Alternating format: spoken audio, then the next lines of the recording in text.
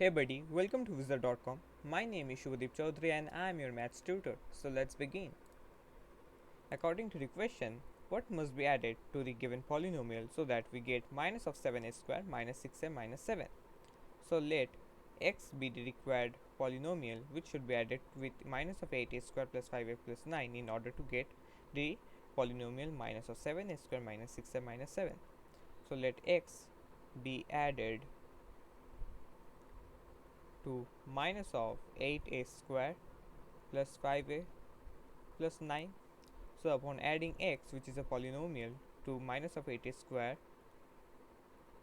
plus 5a plus 9, we get the polynomial minus of 7a square minus of 6a minus 7. Now shift the polynomial which is present in the left hand side to the right hand side. So x will be equals minus of 7 a square minus of 6a minus 7 minus of minus 8a square plus 5a plus 9.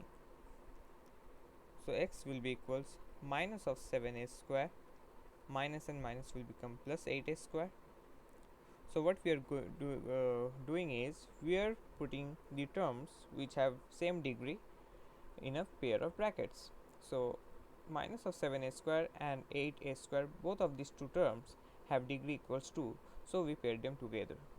Similarly, minus of 6a and minus of 5a will be there within a pair of brackets, and finally we have minus of 7 and minus of 9. So x will be equals 8a square minus 7a square, which is a square, minus 6a minus 5a is minus of 11a, and finally we have minus of 9 minus 7, which will be equal minus 16.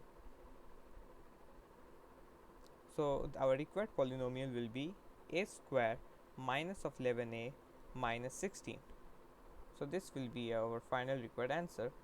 Therefore, upon checking the options, we see that option C